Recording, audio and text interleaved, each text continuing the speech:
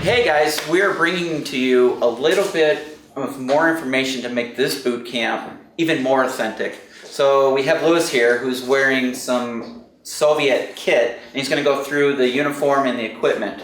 So Lewis, why don't you tell us what you got going on? Okay, well, I'm currently dressed in the mountain troop uniform of the Russian GRU, who were like, I suppose they were military intelligence, special forces operatives and counter-terrorism all rolled into one.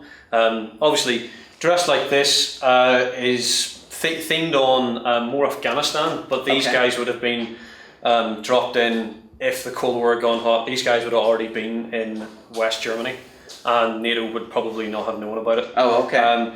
The uniform I'm wearing, I'll start at the feet. You really have to explain the shoes. Yes. Because all my military training, I don't think we wore our PT shoes with combat uniforms. Yeah, well, these initially did start off as PT shoes for the Russian army. Okay. But the guys thought they were so comfortable, a lot of them took them with them, and then they went in something comfortable. We actually talked to a guy who was Russian security forces in the 90s, and he said the reason he wore these was if they wore the sort of jungle boot length one, so about to this piece of elastic, if you stood in a landmine, the laces at that top of the boot stayed intact, so that ripped your whole leg off if the mine detonated. Oh, okay. Ankle boots would take maybe half your leg or your entire foot off, and with these, because they weren't designed to be military grade, not survive mountains, fire, grenades or anything like that, if you stood in a mine, those would just disintegrate. And you maybe only lose part of your foot. Oh. And maybe the injury won't be as bad. But a lot of guys wore them mainly because, well, mountain troops, they were like mountain shoes. So these guys would have mountain climbing, they wouldn't have had specific mountain climbing equipment. So they would have got something maybe that was easier to get a foothold on, whereas the boot would have stayed one sort of shape. You wouldn't have been able to get it into crevices and stuff to climb. But yeah, they liked them mainly because they were comfortable. Okay, so I got to ask Jim. Being a Marine, and you guys are all about your uniforms, you thought us Army dogs were slobs. How do you feel about that? It definitely is surprising. However, it's definitely going to be more comfortable. Now, what makes this stuff like this a little more authentic is once you have the fall of the Soviet Union, you have Soviet units that didn't get paid for 6 months or a year. They had a lot of supply problems, and armies put themselves together with whatever they could. And a lot of the footage that you see in both Chechen conflicts and more recently in the Ukraine, you see, they used to call them the little green men. We're looking at a little green man right here. They're wearing stuff that you would pick up in a sporting goods store. Yep.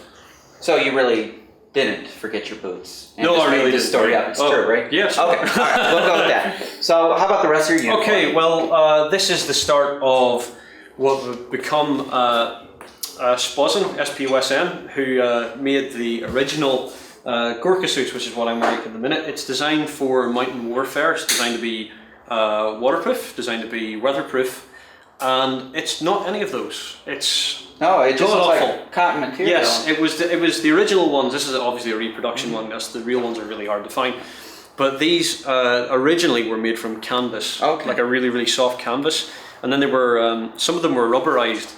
But I was going to say, did you wear a uniform underneath it? Because it's awfully thin. You would have worn a uniform underneath it. A lot of guys, I'm not wearing it at the minute, but a lot of guys, especially with the Russian army towards the end of the Soviet Union, would have been issued with, it was camel hair thermal wear. So you would have had a camel hair jumper, like a really big, thick, almost like, if anyone knows what the like of a U-boat. Yes, jumper would be pretty much like that, except it was like a pinky colour. They would have worn that underneath this. And pretty much they would have worn mitts, gloves, anything else to keep their hands warm. Because this, honestly, the rain will soak straight through this, and it did with the original ones as well. Likewise, the wind will get in through this. If it was kept in somewhat dry conditions, maybe it might stay windproof, but otherwise, the wind will blow straight through this. Sure. And then I've got my watch cap on, black, obviously. during the night. You don't want to wear something that's brightly coloured so that you give away your position. Even though us Americans would have preferred it, yes. Yes, and it folds down into a 3-hole balaclava, which they would have used during night operations against the Afghans, which would have scared the bejesus out of them. Right? But yeah, they would have used those for clandestine operations, things to keep their identity secret, so the NATO or the Afghans didn't know who they were. Do you have anything, last bit? Suspiciously free of insignia. Yes. Yes, No, that's I another didn't thing. notice. No insignia Would there at have all. been any markings, or would it have been No. totally No, sanitized? because if they were That's- caught by that's- NATO or the Afghans would have known exactly who they were. Okay. And That's why likewise with NATO. they started calling them the little green men. They wore the balaclava just like that, and the green uniform with no insignia. No insignia. So typical of your special operations units, they go Yes. sterile with uniform insignia. So that's an overview of the uniform, and we'll talk about the equipment and the weapons in a little bit.